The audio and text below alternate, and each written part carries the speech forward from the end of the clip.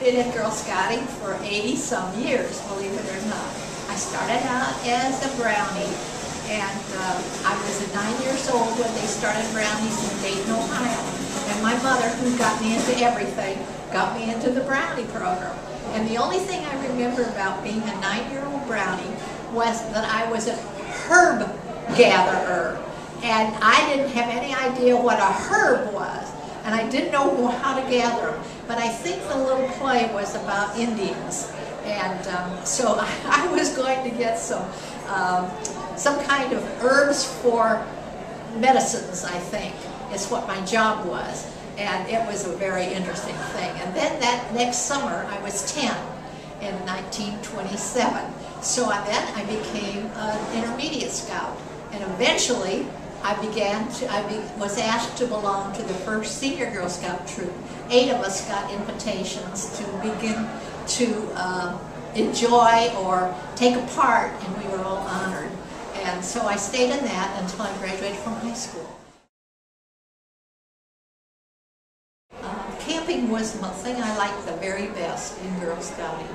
And so when I was 10, because I was going to have a new sister or brother, my mother and dad sent me to camp for 3 weeks. The baby was born on the day I came home from camp, but I was really crazy about camp from then on. I was 17, and that was the summer that Girl Scouting was 25 years old. And so I was a counselor when Girl Scouting in 1937 was Girl Scouting was 25 years old.